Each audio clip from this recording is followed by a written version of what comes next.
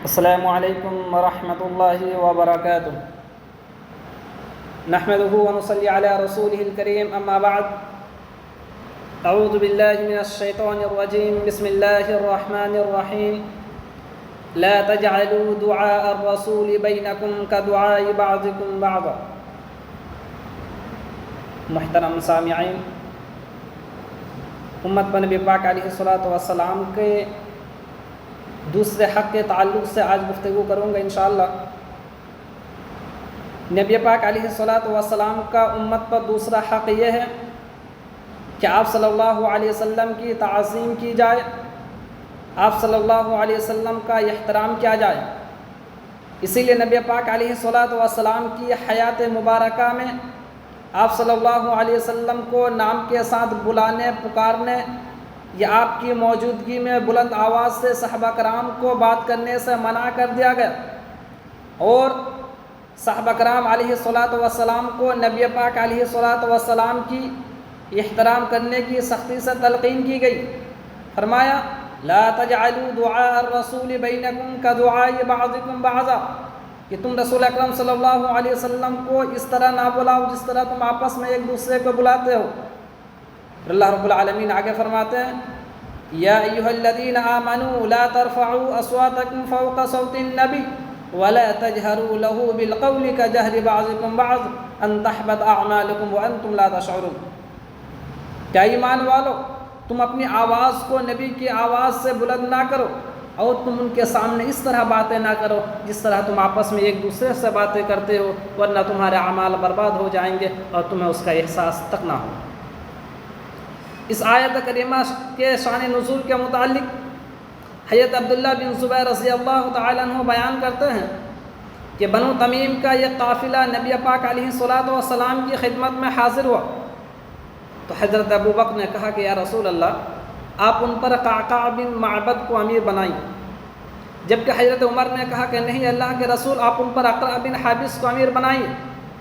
پھر ان دونوں کے مابین تکرار ہوئی، یہاں تک کہ ان کی آواز بلند ہو گئی۔ اس موقع پر اللہ تعالیٰ نے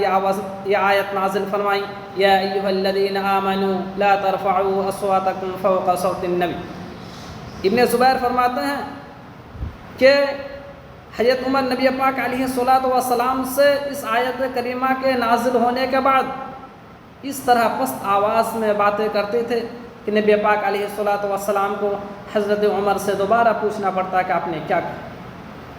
اسی طرح حضرت ثابت بن قیس، جن کی آواز فطری طور پر بلند تھی، ان کے متعلق حضرت انس بن مالک رضی اللہ تعالیٰ عنہ بیان کرتے ہیں کہ اس آیت کریمہ کے شان نزول کے بعد، اس آیت کریمہ کے نازل ہونے کے بعد، انہوں نے نبی پاک علیہ الصلوۃ والسلام کی خدمت میں حاضر ہونا چھوڑ دیا۔ ایک دن نبی پاک علیہ الصلوۃ والسلام نے جب ثابت بن قیس کے تعلق سے پوچھا کہ وہ کہاں ہے، تو ایک شخص نے کہا کہ یا رسول اللہ، آپ مجھے اجازت دیں کہ میں گھر جا کر اس کی خبر لے آؤں۔ صحیح مسلم میں اس بات کی صراحت ہے کہ جو شخص حضرت ثابت بن قیس کی خبر لینے گیا تھا وہ سعد بن معاذ تھا، اور یہ ان کے پڑوسی بھی تھے۔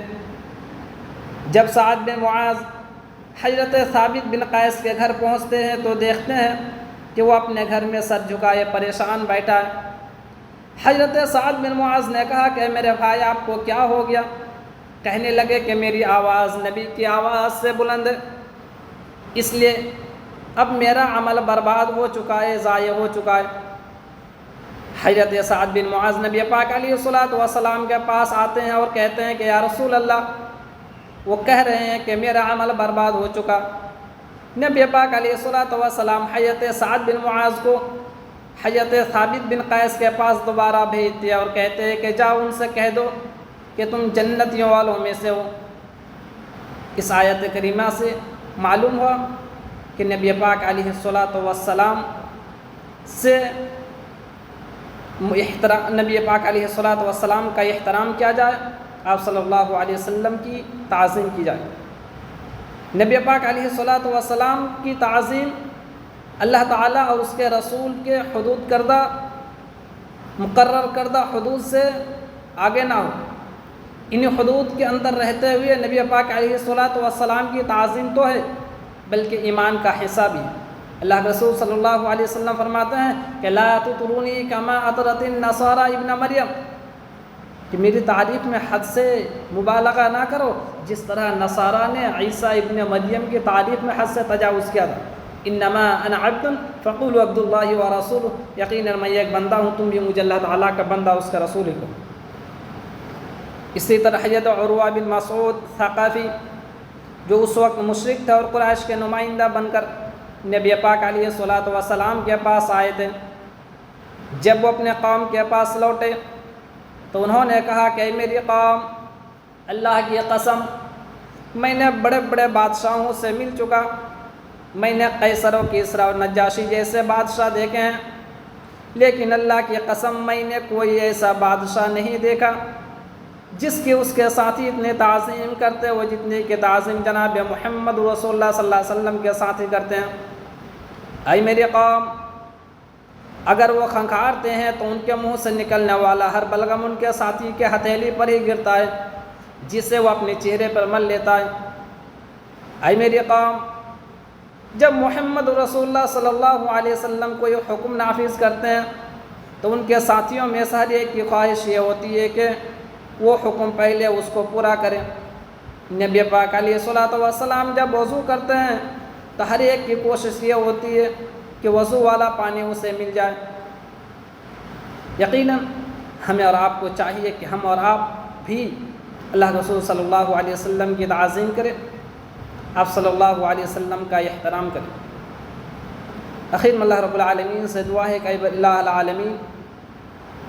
تو ہم تمام لوگوں کو کہنے سننے سے زیادہ عمل کی توفیق دے، آمین۔ السلام علیکم ورحمۃ اللہ وبرکاتہ۔